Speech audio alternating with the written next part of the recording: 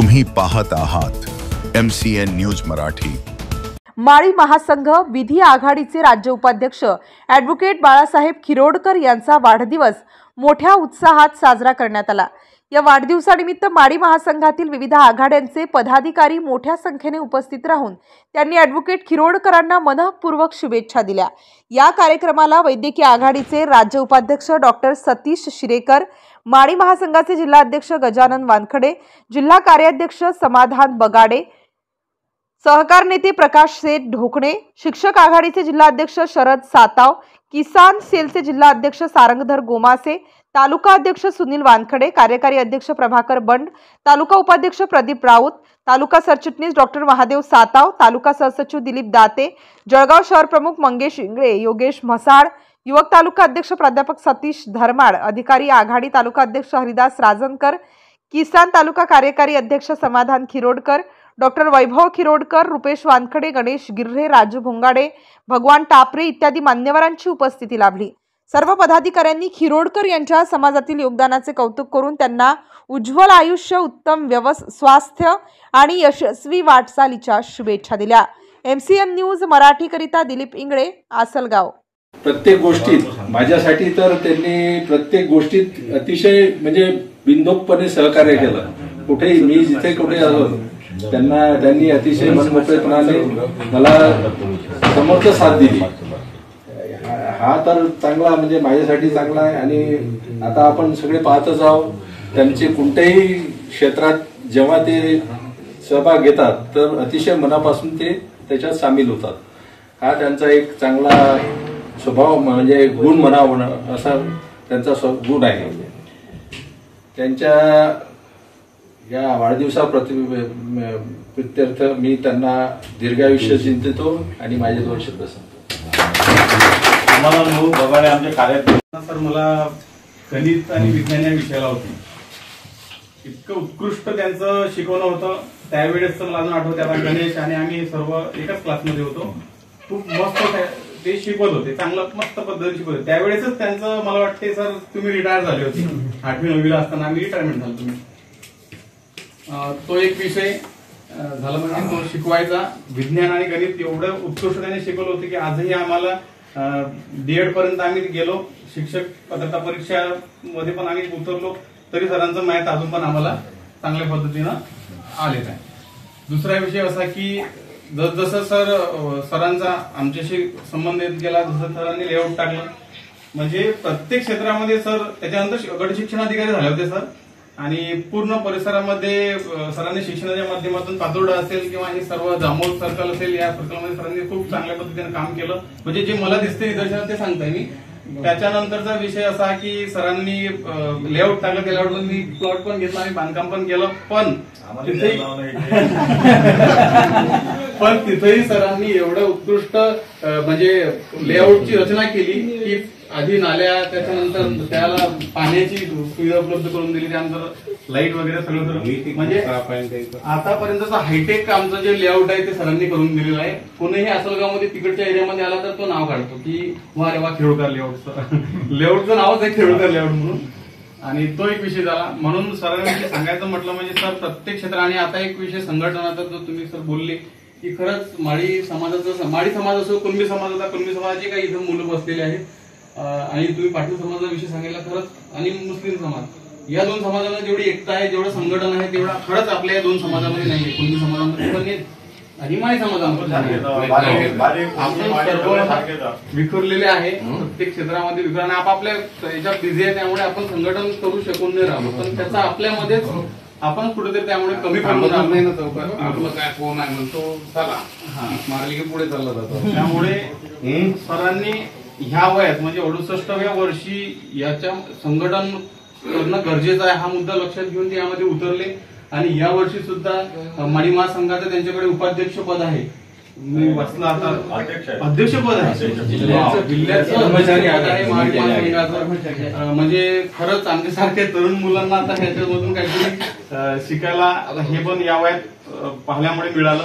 त्यामुळे सरांच्या वाढदिवसाबद्दल मी एवढंच बोलतो की सर तुम्हाला दीर्घायुष्य लाभो, तुम्ही खरंच 100 नाही 150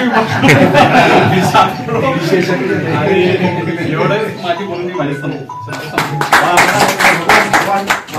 माळी महासंघ हा दिवसासाठी आपण एकत्र आलेलो आहोत. सरांचा आता कितवा 68वा वाढदिवस आम्हाला म्हणजे करायला भाग्य मिळालं समजा.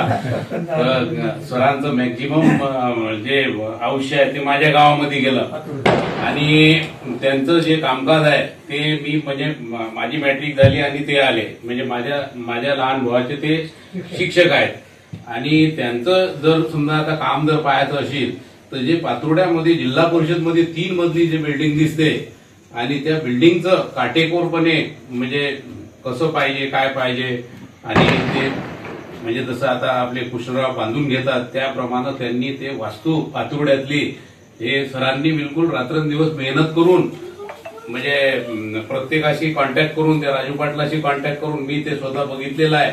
तर त्यांच्या हातून ते 3 मजली बिल्डिंग झालेली आहे असं त्यांच्या हातून काम झालेलं आहे म्हणजे पातुर्ड्या गावासाठी.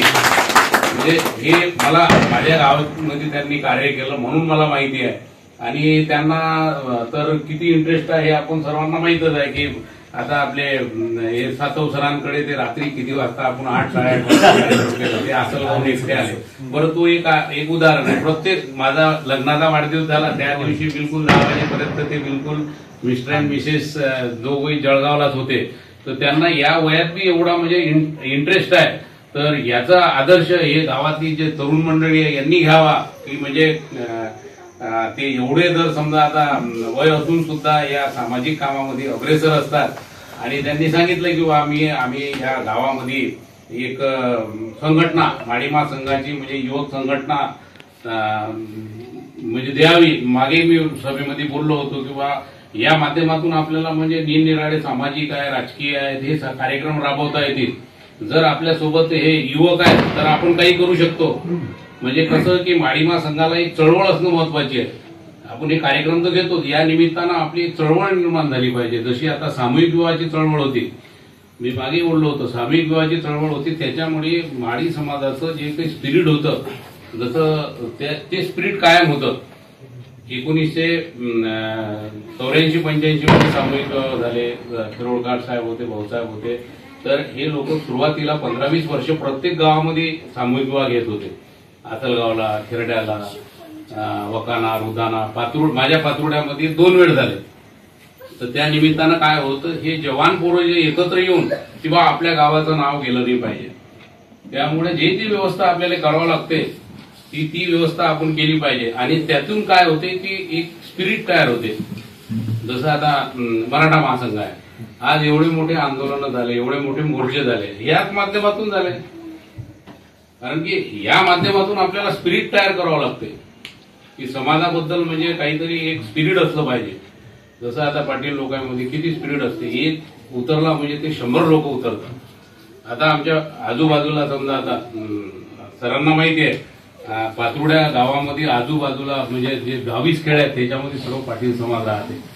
जर काही समजा आता झालं एखाद्याचं समजा आता काही समजा आता झगडा झाला काही झाला सरांना माहिती आहे त्या खेड्यापाड्यातून असे शेकडो लोक येतात.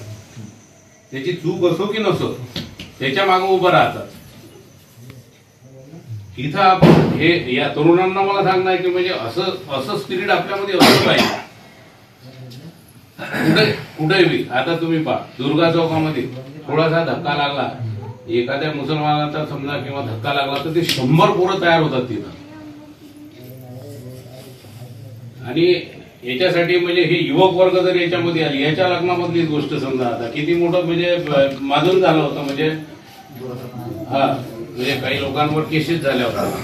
तर या माध्यमातून आपल्याला हे कार्यक्रम तर करणंच आहे पण हा एक स्पिरिट जर झाला आपल्या समाज प्रत्येक गावामध्ये असे समजा आता एक आपलं माळी महासंघाचे युवकाची जर टीम झाली तयार 20-25 युवक प्रत्येक गावामध्ये जर झाले तर आपण काहीही करू शकतो आपण.